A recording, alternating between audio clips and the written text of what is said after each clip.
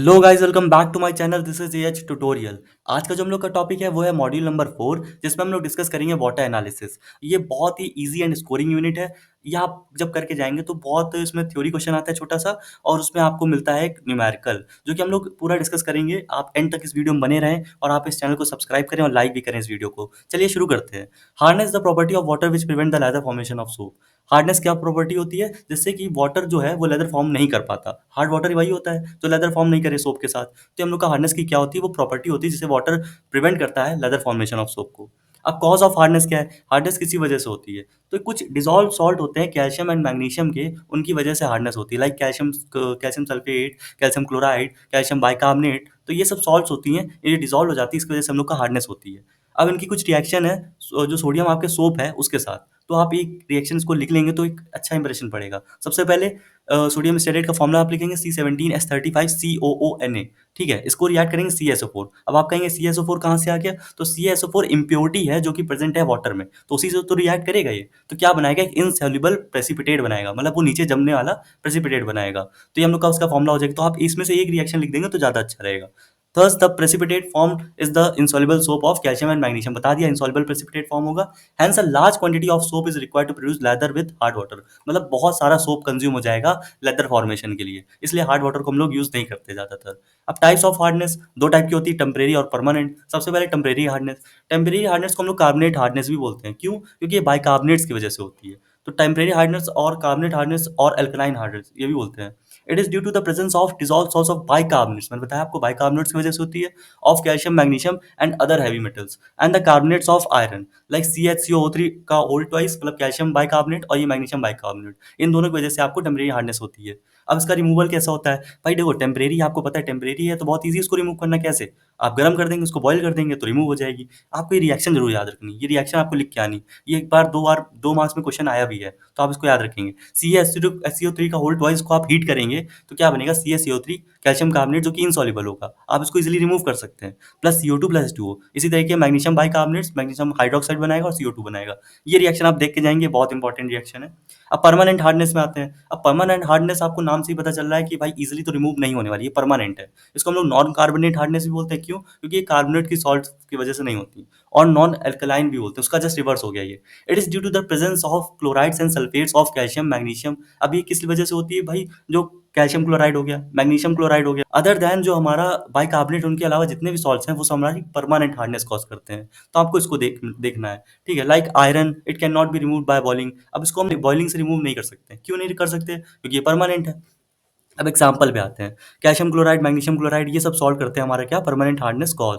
सबसे पहले, why does soap not give lather with hard water? अब भाई सोप क्यों नहीं देती हार्ड वाटर के साथ लेदर? Right, chemical reaction. वही मैंने ऊपर क्वेश्चन बताया, ऐसे ही क्वेश्चन आता है आपका फ्रेम होके 2 मार्क्स में। A sample of hard water when treated with soap does not produce lather but forms insoluble white scum. वही जो आपका जो यहाँ पे रिएक्शन में देखिए, आपका जो प्रेसिपिटेट बना था, इसी को हम लोग स्कम बोल रहे हैं। ठीक है, तो आप sample of hard water when treated with soap does not produce lather but forms insoluble white scum, और प्रेसिपिटेट भी बोलते हैं इसी को। This is due to the formation of insoluble soap of, वही चीज मैंने बताई थी, और आपको यहाँ पे वही रिएक्शन लिख देनी है। आप एक रिएक्शन लिखेंगे चल जाएगा। तो ये आपको देखा क्वेश्चन कैसे आता है, तो ये आपको पढ़ना जरूरी है। अब चलिए आगे बढ़ते हैं, बॉयलर ट्रबल्स। अब भाई देखो, हार्ड वाटर इतने सारे उसके साइड इफेक्ट्स हैं। तो ये जो बॉयलर होता है हम लोग का, जिससे हम लोग स्टीम जनरेट करते हैं, ये हम लोग का इंडस्ट्री में यूज होता है, उसमें भी कई सारी प्रॉब्लम होती है।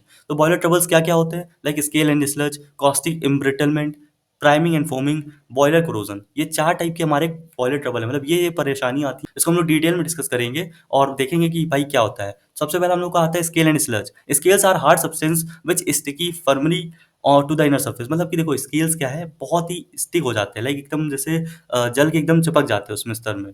तो आप उसको रिमूव नहीं कर सकते इजीली, लाइक वो बहुत ज्यादा पतली लेयर हो जाती है, एकदम उसमें कोर में चिपक जाते हैं। तो scales are hard substance, hard होते हैं, विच स्टिक वेरी फर्मली, मतलब बहुत अच्छे से चिपक जाते हैं to the inner surface of the boiler wall. Boiler wall की इनर सर्फेस बहुत अच्छे से चिपक जाते हैं। Scales are difficult to remove even with the help of a hammer. Scales को बहुत मुश्किल से हम लोग हैमर से भी नहीं रिमूव कर सकते। एग्जाम्पल CaSO4, CaCO3, ये सब हम लोग का स्केल फॉर्मेशन करते हैं। अब स्लज क्या होता है? स्केल देखो ये हो गया, तो स्लज क्या है, थोड़ा सा उसको कम आप उसकी इंटेंसिटी समझिए, वो इतनी अच्छे से चिपक नहीं जाता, उसको आप रिमूव कर सकते हैं। Sludge is a soft, loose और स्लिमी प्रेसिपिटेट है, जिसको आप रिमूव कर सकते हैं। तो क्या है? Sludge is a soft, loose and slimy precipitate formed within the boiler. ये बॉयलर के अंदर होता है। They are non adherent deposit, मतलब ये कहीं भी ऐसे डिपॉजिट नहीं हो जाते कि आप रिमूव नहीं कर पाएंगे। It can be easily remove. मतलब वही है कि स्केल्स क्या है कि बहुत ज़्यादा अच्छे से चिपक जाता है तो आप उसको रिमूव नहीं कर सकते हैं। इवन हैमर से भी दिक्कत होती है। और स्लज क्या होता है कि सॉफ्ट लूज़ होता है तो उसको आप ईज़िली रिमूव कर सकते हैं। Example magnesium carbonate, magnesium chloride, आप इन सॉल्ट्स की वजह से स्लज फॉर्म होता है। ठीक, तो ये आपका स्केलियन स्लज हो गया। देन आते हैं caustic embrittlement. It is a phenomenon during which the boiler material becomes brittle due to the accumulation of caustic substance। मैं आपको बताता हूँ बेसिक, इसमें हम लोग कॉस्टिक का यूज़ करते हैं, लाइक NaOH का यूज़ करते हैं। तो वो क्या होता है, एक्यूमुलेट हो जाता है, मतलब इकट्ठा हो जाता है एक जगह। उसकी वजह से हम लोग का क्या होता है, जो उसकी सरफेस होती है उसकी बॉयलर की, वो खराब होने लगती है, डिग्रेड होने लगती है। इसी को हम लोग कॉस्टिक एम्ब्रिटल बोलते हैं। मतलब कॉस्टिक मतलब जो कॉस्टिक है, मतलब NaOH की वजह से जो उसमें उसकी जो सरफेस है उसको जो डिग्रेड कर रहा है, उसी को बोलते हैं कॉस्टिक एम्ब्रिटलमेंट। आप इसको पढ़ लेंगे एक बार। देन प्रिमिंग। प्रीमिंग इसको बोलते हैं, कुछ लोग प्राइमिंग बोलते हैं, आप प्रीमिंग बोल सकते हैं। It is a process in which some particles in water are carried along with the steam. मतलब क्या होता है कि आप स्टीम जनरेट कर रहे हैं, तो कुछ पार्टिकल वाटर के भी आ जाते हैं, स्टीम मतलब वेपर फॉर्म में। बट इसके साथ-साथ कुछ अगर आपके उसमें वाटर वेपर्स भी आ जाए, लाइक वाटर ड्रॉपलेट्स भी आ जाए, उसको हम लोग प्रीमिंग बोलते हैं। The resulting process is called as a wet steam. मतलब उसमें पानी की बूँदें आ गई आपकी पेपर में, तो वो नहीं आनी चाहिए क्योंकि उससे आपकी स्टीम फॉर्मेशन अच्छी नहीं हुई। The process of formation of wet steam in boilers is called priming. ये आपको पता चल गया कि प्रीमिंग किसे कहते हैं? जो हम लोग वो उसमें वेट स्टीम बनाते हैं, उसी को बोलते हैं प्रीमिंग।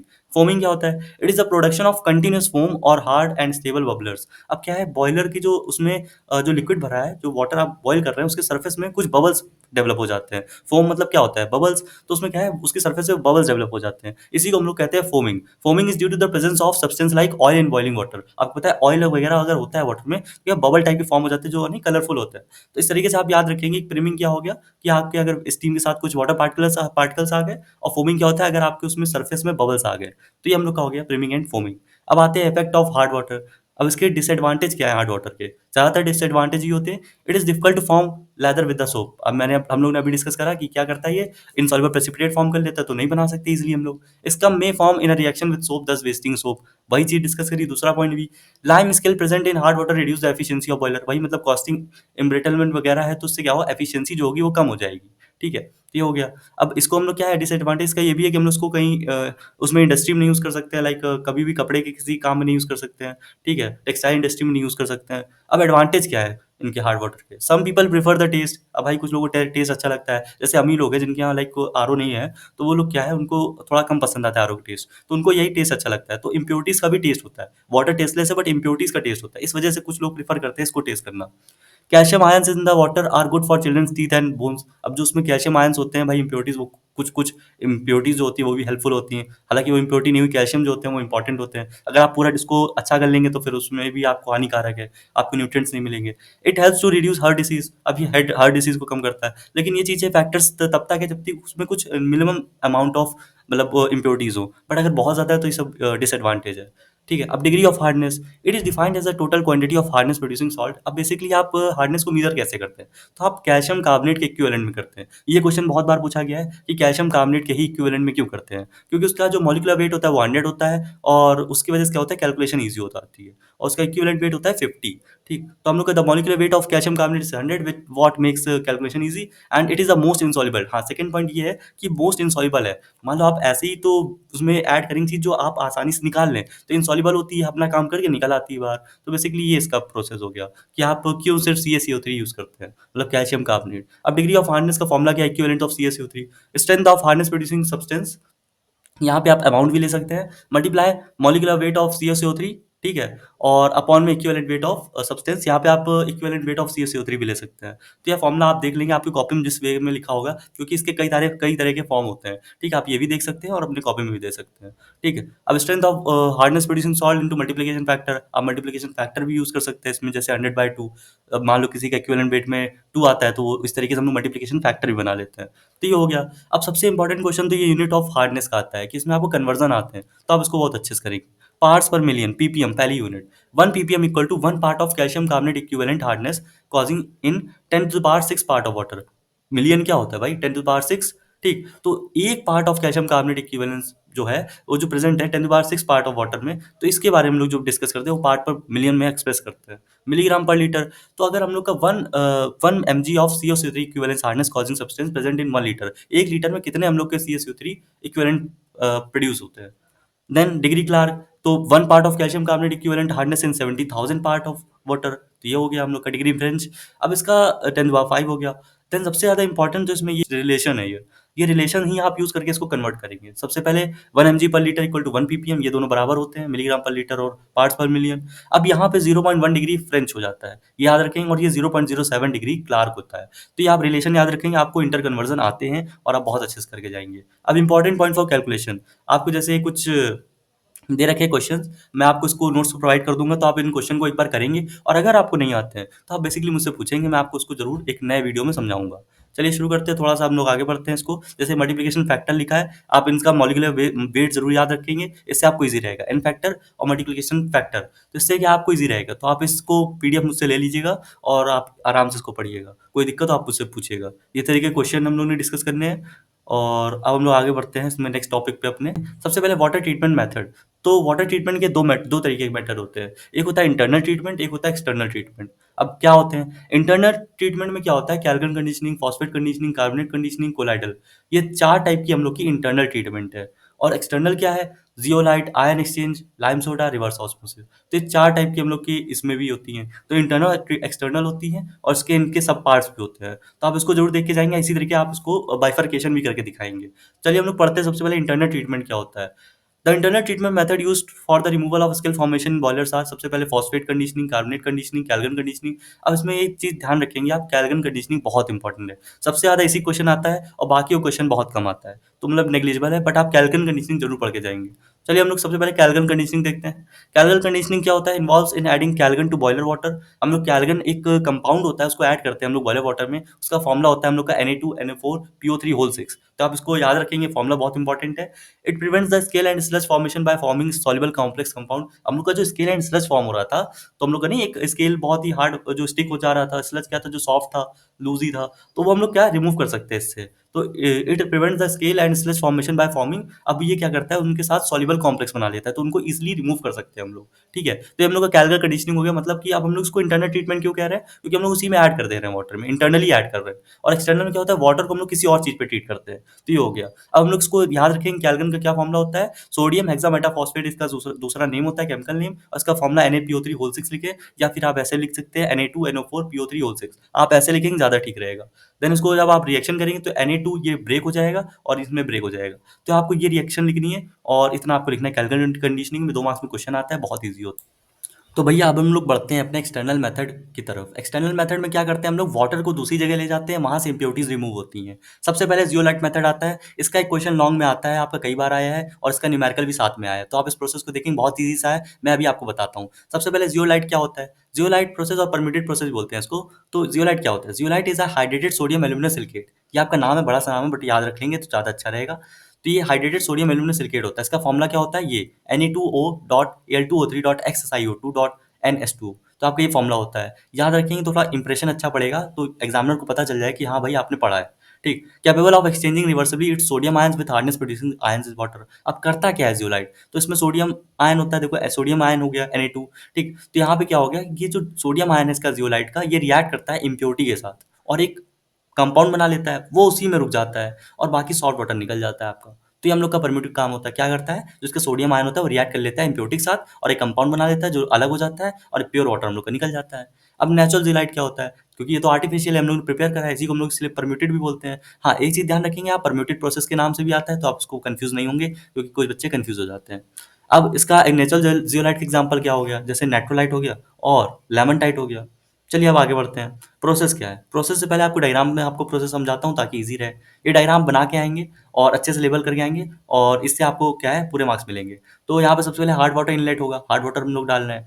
यहाँ पे क्या, इसकी आप ये वर्किंग बाद में बताएंगे। हार्ड वाटर आया यहाँ पे, अब ये जियोलाइट बेड लिखा है। जियोलाइट बेड में क्या होगा, कुछ रिएक्शंस होंगी, इसकी वजह से इंप्योरिटीज अलग हो जाएंगी, रुक जाएंगी यहाँ पे, और ग्रेवल लेयर के होते हुए यहाँ पे पूरा सॉफ्ट वाटर निकल जाएगा। बेसिकली क्या हो, हार्ड वाटर आया, यहाँ पे जियोलाइट बेड में गया हार्ड वाटर। अब जो इसमें रिएक्शन हुई जियोलाइट से, वो उससे कंपाउंड बना, वो यहाँ रुक गया, और बाकी जितना भी सॉल्ट वाटर था, प्योर वाटर, वो यहाँ से निकल गया। तो ये हम लोग का जियोलाइट प्रोसेस है। चलिए हम लोग इसको थोड़ा सा थ्योरी भी देख लेते हैं। तो प्रोसेस क्या है, hard water is pass through the zeolite bed at specific rate, hard water पास करते हैं। द हार्डनेस कॉजिंग आयन, जो कैल्शियम और मैग्नीशियम होते हैं, ये जियोलाइट के साथ कंबाइन करके क्या बना लेते हैं, CaZe और MgZe। ठीक है, अभी रिएक्शन देखेंगे कैसे बनते हैं। Then sodium salts are release during the reaction. Sodium salts release होते हैं, क्यों रिलीज होते हैं, क्योंकि हम लोग सोडियम जियोलाइट यूज करते हैं। ठीक है, बाय प्रोडक्ट की तरीके रिलीज होते हैं। अब आप रिएक्शन जरूर याद रखेंगे, रिएक्शन लिख के आएंगे, रिएक्शन आती है उसमें। To remove the temporary hardness. Temporary hardness किसी वजह से होती है भाई, बताइए आप लोग। कैल्शियम और मैग्नीशियम बाइकार्बोनेट की वजह से, उसके साथ रिएक्शन कर दो। ये जो Na2Zd लिखा है, Zd यहाँ पे जियोलाइट है, इसको शॉर्ट फॉर्म में लिखते हैं ऐसे, तो आप ऐसे लिखेंगे Na2Zd plus CaSO3 whole twice. अब आप इसको रिएक्शन कराएंगे तो ये आयन एक्सचेंज रिएक्शन होगी और इसमें क्या आ जाएगा, CaZd प्लस 2NaSCO3। तो ये आपकी रिएक्शन हो जाएगी, तो आप इससे ये प्रोडक्ट बना देंगे। रिएक्शन बहुत ईजी है, आप एक बार देख लेंगे तो आपको आ जाएंगी। ये दोनों रिएक्शन आपको लिखनी पड़ेंगी। तो ये हम लोग का अभी तक क्या होगा कि हम लोग का जो इम्प्योरिटी थी वो अलग हो गई, ठीक। बट अभी हम लोग का रीजनरेशन होना चाहिए, क्योंकि मान लीजिए आपका सोडियम जियोलाइट बेड है जो आपका यहाँ पे, आपने यहाँ पे हार्ड वाटर देते जा रहे हैं देते जा रहे हैं, तो एक टाइम ऐसा तो आएगा ना भाई कि ये रिएक्शन कर करके मतलब इसका जो इतना भी कंटेंट है वो खत्म हो जाएगा। तो आपको उसको रीजनरेट करना पड़ेगा, नहीं तो फिर ये इम्प्योरिटीज प्रोड्यूस करने लगेगा, है ना। तो उसके लिए रीजनरेशन होता है। रीजनरेशन मतलब दोबारा जनरेट कर रहे हैं। अब जो हम लोग का सी ए जेड बन गया, तो अब पूरा जियोलाइट तो खत्म हो गया। तो हम लोग कैसे करेंगे, अब उसको रीजनरेट करेंगे। उसी के लिए हम लोग ने इक्विपमेंट लिया था, ये जो हमने बताया आपको बाद में समझाऊंगा। ये NaCl सोल्यूशन लेते हैं, इसको ब्राइन सोल्यूशन बोलते हैं। 10% ब्राइन सोल्यूशन लेते हैं और इसको हम लोग कैसे पास करते हैं, इससे इसमें लगा देते हैं इंजेक्टर, और ये ऐसे जहाँ से जाता है और ये आपको इसमें रीजनरेट करता है। देखिए आपको यहाँ से हार्ड वाटर आ रहा था, बट यहाँ से क्या आएगा, NaCl सोल्यूशन, ब्राइन सोल्यूशन, और ये इसमें जाएगा तो ये क्या करेगा, जियोलाइट बेड के साथ रिएक्ट करके इसको फिर से जिंदा कर देगा, रीजनरेट कर देगा। और फिर हम लोग अपना इसको बंद करके, यहाँ से बंद करके इसको फिर हार्ड वाटर देने लगेंगे। बेसिकली क्या हो रहा है, हार्ड वाटर दे रहे हैं, ये एग्जॉस्ट हुआ, तो उसके बाद हम लोग ने इसको बंद कर दिया हार्ड वाटर देना, फिर इसको फिर से रीजनरेट करा इससे NaCl सोल्यूशन से, और फिर हम लोग का हमने फिर प्रोसेस चालू हो गया। तो अब इसकी रिएक्शन कैसी है रीजनरेशन की, exhausted zeolite is generated by treating the with a concentrated brine solution 10% NaCl, ठीक है, ये लेते हैं हम लोग। तो यहाँ पे क्या करते हैं हम लोग, CaZd और MgZd लेते हैं। CaZd क्या है, जैसे ही हम लोग यहाँ से प्रोड्यूस हुआ है CaZd MgZd, अब ये सब प्रोड्यूस हो गया, तो Na2Zd हम लोग का जो मेन था जियोलाइट वो तो खत्म हो गया ना, बचा तो ये। अब इससे हम लोग को फिर से Na2Zd बनाना है, तो क्या करेंगे, CaZd प्लस अब इसमें NaCl की रिएक्शन कराएंगे, तो देखिए आपका फिर से वही Na2Zd बन जाएगा। और फिर हम लोग को क्या कहेंगे, इसको रीजनरेट हो गया। बहुत ईजी से रिएक्शन है, आप इसको देख लेंगे तो आपका ये परम्यूटेड प्रोसेस और जियोलाइट प्रोसेस कन्फर्म हो जाएगा। देन इसके एडवांटेज और डिसएडवांटेज होते हैं कुछ। एडवांटेज मतलब it removes the hardness completely and water of about 10 ppm hardness produce. अब एडवांटेज इसका ये है कि इसकी हार्डनेस पूरी रिमूव कर देता है और लगभग 10 ppm हार्डनेस बचती है सिर्फ, ठीक है। तो and water of about 10 ppm hardness is produce, तो काफी कम हार्डनेस हो जाती है इसकी। The equipment use is compact, काफी छोटा सा होता है इसका इक्विपमेंट, ठीक है, और बहुत कम स्पेस खाता है इसी वजह से। No impurities are precipitated, so there is no danger of sludge formation, तो ठीक है, स्लज नहीं बनता है। It requires less time for softening, इसमें सॉफ्टनिंग करने में बहुत ज़्यादा टाइम नहीं लगता है, ऐसा नहीं बहुत टाइम लग रहा है, नहीं। It requires less skill for maintenance, इसमें मेंटेनेंस बहुत कम होता है। ये इसके एडवांटेजेस हो गए। डिसएडवांटेज क्या है, the treated water contains more sodium salt, मैंने बताया आपको, आपने सोडियम जियोलाइट यूज करा है, सोडियम और ज़्यादा बढ़ जाएगा, तो मतलब इसमें ज़्यादा सोडियम प्रोड्यूस हो जाएगा, तो भी आपके बॉयलर को हानिकारक करेगा, ठीक है। तो ये आपका हो गया। This method cause caustic embrittlement, मैंने बताया कॉस्टिक एम्ब्रिटलमेंट क्या होता है, तो उसमें आपको क्या करेगा, ये कॉस्टिक एम्ब्रिटलमेंट कॉज करेगा, मतलब आपका जो उसका सरफेस, उसको जो सोडियम बन रहा है उसकी वजह से वो कोरोड कर देगा, उसको डिग्रेड कर देगा। Then high turbidity water can not be treated efficiently by this method, जिसमें टर्बिडिटी बहुत होती है वो आप ट्रीट नहीं कर सकते इसमें। Warm water should not be softened as it may decompose zeolite slowly, warm water नहीं हम लोग इसमें कर सकते, इसके डिसएडवांटेज हो गए। तो अब हम लोग पढ़ते हैं अपने आयन एक्सचेंज रेजिन मेथड की तरफ। जैसा कि नाम से पता चल रहा है, इसमें लोग रेजिन यूज करेंगे। रेजिन क्या होता है, क्रॉस लिंक पॉलीमर होता है। अब हम लोग पढ़ते हैं इसमें।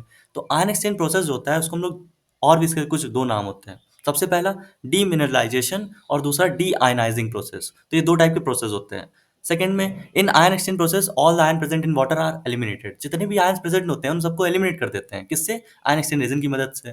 थर्ड पॉइंट, अब जो ये होते हैं इनका डिस्क्रिप्शन दे दिया रेजिन का, क्योंकि क्या होते हैं, insoluble cross link long chain organic polymers होते हैं, तो आप ये थोड़ा सा पढ़ लेंगे।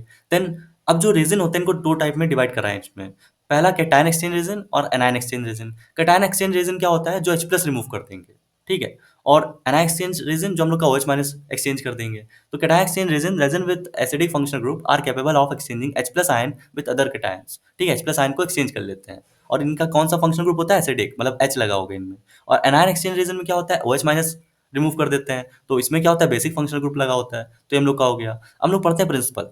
Hard water is allowed to pass through cation exchange resin. सबसे पहले हम लोग क्या करते हैं, कैटायन एक्सचेंज रीजन में हार्ड वाटर देते हैं, तो वो क्या करेगा, जितने भी कैटायंस होते हैं वो रिमूव कर देगा, ठीक है। तो हम लोग रिएक्शन देख लेते हैं सबसे पहले।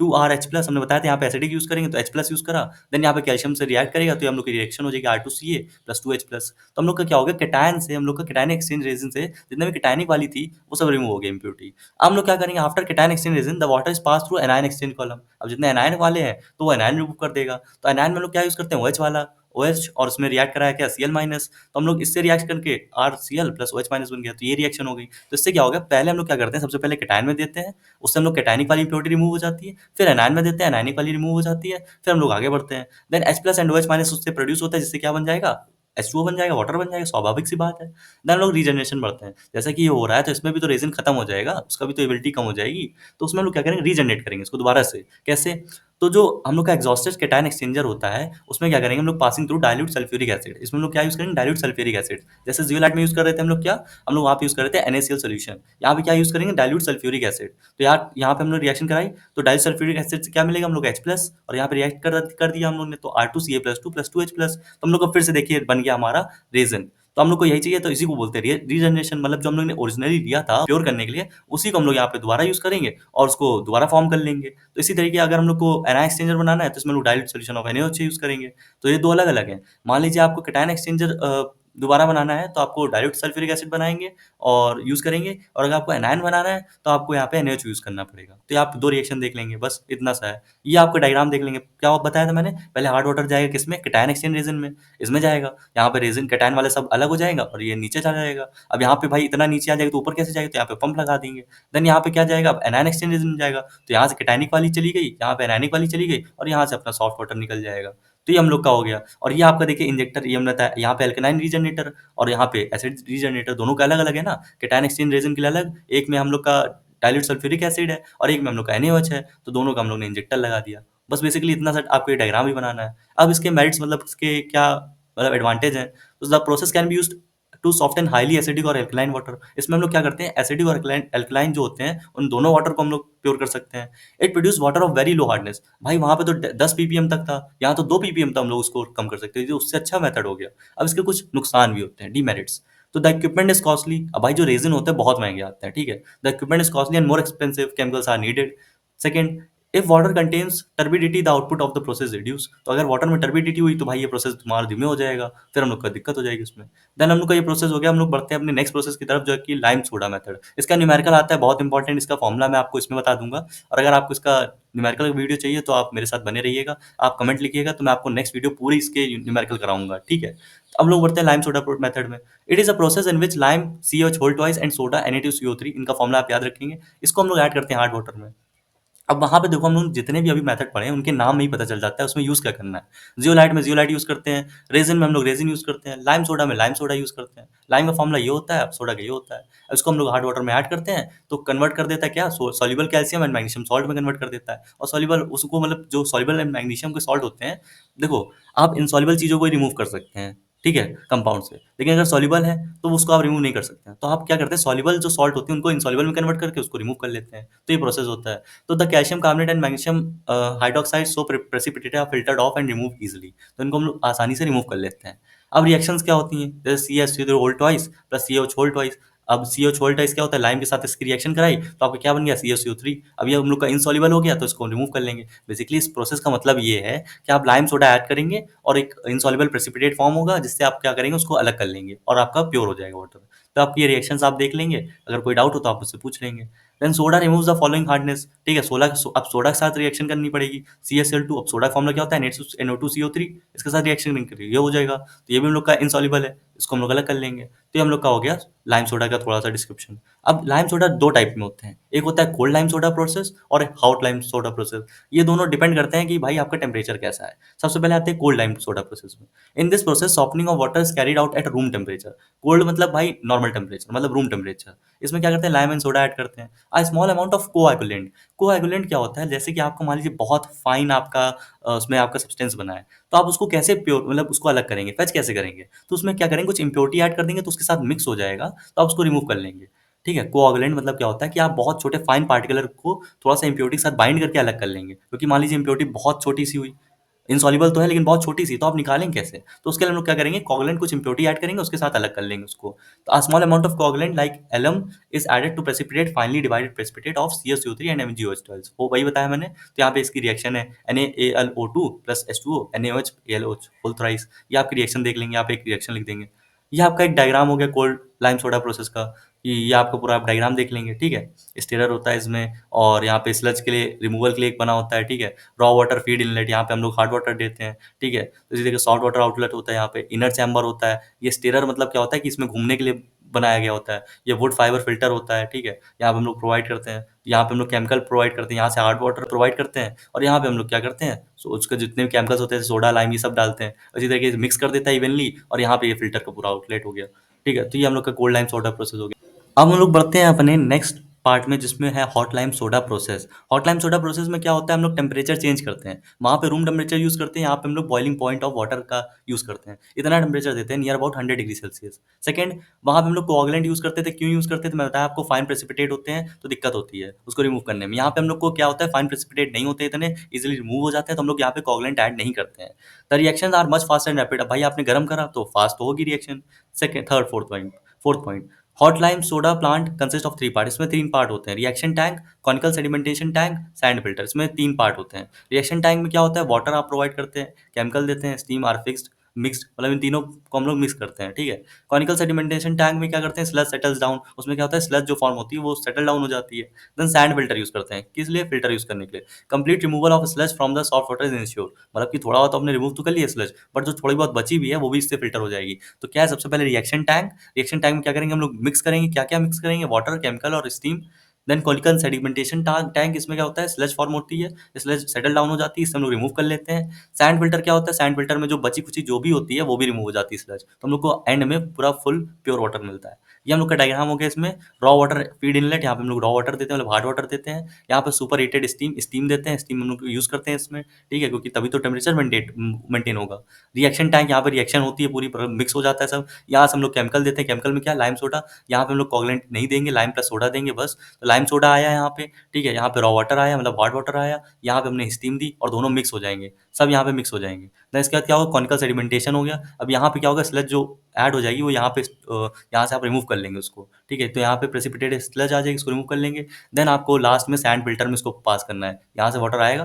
देन सैंड फिल्टर हम लोग की सबसे आखिरी लेयर होगी, जिसमें हम लोग फिल्टर करेंगे। तो यहाँ से क्या है, जो बची खुची होगी स्लज वो भी रिमूव हो जाएगी, और फिल्टर हम लोग को पूरा सॉल्ट वाटर मिल जाएगा। तो ये हम लोग का प्रोसेस हो गया हॉट लाइम सोडा प्रोसेस। अब इसमें एडवांटेज क्या होते हैं लाइम सोडा प्रोसेस के, it is very cheap and economical. ये बहुत ही सस्ता और मतलब इकोनॉमिकल प्रोसेस है। Second, lesser amount of coagulant will be required. इसमें बहुत कम अमाउंट ऑफ कोगुलेंट यूज होता है, बहुत ज़्यादा यूज नहीं होता। If this process combined with sedimentation and coagulation, मतलब इसको कंबाइन कर दे तो। अब यहाँ पे जो आयरन और मैंगनीज होता है, iron and manganese up to some extent are also remove from water.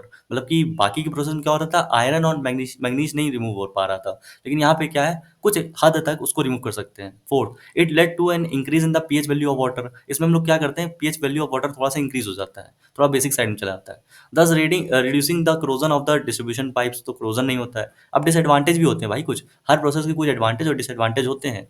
तो careful operation and skill supervision is required. इसमें हम लोग को थोड़ा सुपरविजन रिक्वायर्ड होता है कि ये प्रोसेस सही से चले कि ना चले, है ना, थोड़ा सा कॉम्प्लेक्स है, इस वजह से उसको थोड़ा सा केयरफुल ऑपरेशन रिक्वायर्ड है। Then second, formation of large amount of sludge creates its disposal problem. अब भाई बहुत सारा इसमें स्लज फॉर्म होता है, जिसकी वजह से क्या होता है, इसको डिस्पोज करने की प्रॉब्लम आती है। Third, the process can not produce water having zero hardness. अब इसमें क्या है, एकदम नेग्लिजिबल नहीं होती, जैसे उसमें जेलाइट में 10 होती है, यहाँ पे उसमें 2 होती है आयन एक्सचेंज में, लेकिन यहाँ पे जीरो हार्डनेस यहाँ पे भी नहीं प्रोड्यूस मिली हम लोग को, तो ये हम लोग का डिसएडवांटेज हो गया। Fourth, soft and water from lime soda softeners is not good for boiler. अब जो सॉफ्ट एंड वाटर होता है वो बॉयलर के लिए अच्छा नहीं होता है। क्यों नहीं होता, उसमें भाई बहुत ज़्यादा सोडियम कंटेंट होता है, जिससे क्या होगा कि उसमें कॉस्टिंग एम्बिटेलमेंट हो सकता है, तो ये दिक्कत हो जाएगी। Then comparison between cold lime soda and hot lime soda, ये बहुत बार आया है। तो reaction takes place at slower rate, coagulants are added to settle down to precipitate. मतलब ये क्या है, रिएक्शन में क्या होता है, स्लोअर रेट में होती है। हॉट में क्या होता है, टेम्परेचर दे देते हैं तो बहुत फास्ट होने लगती है। इसमें क्या होता है, कोगुलेंट ऐड करते हैं, इसमें नहीं ऐड करते हैं, ठीक है। Temporary hardness remove by adding lime, इसमें ऐड लाइम करते हैं। इसमें क्या है, temporary hardness remove by boiling and hence lime consumption, क्योंकि इसमें लोग तो उसको स्टीम भी प्रोवाइड करते हैं ना, तो बॉयल भी करते हैं, तो उससे भी टेम्परेरी हार्डनेस रिमूव हो जाती है। अब नो फ्यूल कंजम्पशन, इसमें तो फ्यूल कंजम्पशन नहीं है, लेकिन यहाँ पे तो स्टीम जनरेट हो रही है, तो यहाँ पे फ्यूल कंजम्पशन होगा। Fifth point, it takes longer time, इसमें काफी टाइम लगता है, क्योंकि हम लोग इसमें नॉर्मल टेम्परेचर में कर रहे हैं। यहाँ पे क्या है, जल्दी हो जाता है, lesser time. The residual hardness is about 50 to 60 ppm।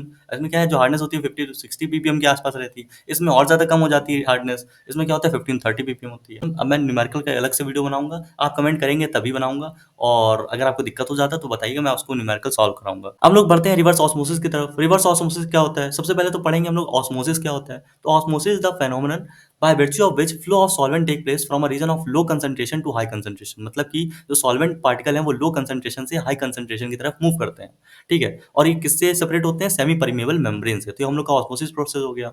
Second, the flow continues till the concentration is equal on both the side. ये कब तक चलता रहेगा भाई? जब तक दोनों तरफ कंसंट्रेशन इक्वल ना हो जाए, मतलब कहीं लो कहीं हाई ना रह जाए, ठीक। Third, the driving force for osmosis is osmotic pressure. आपको पता है कोई भी काम बिना प्रेशर के, बिना फोर्स के नहीं हो सकता। तो यहाँ पे क्या है वो फोर्स? Osmotic pressure. देन इसके बाद अगर मान लीजिए इस ऑस्मोटिक प्रेशर के साथ साथ थोड़ा एक्सटर्नल प्रेशर भी दे दिया जाए, हाइड्रोस्टैटिक प्रेशर भी दे दिया जाए, तो इससे क्या होगा? हम लोग का जो डायरेक्शन है उसकी रिवर्स हो जाएगी।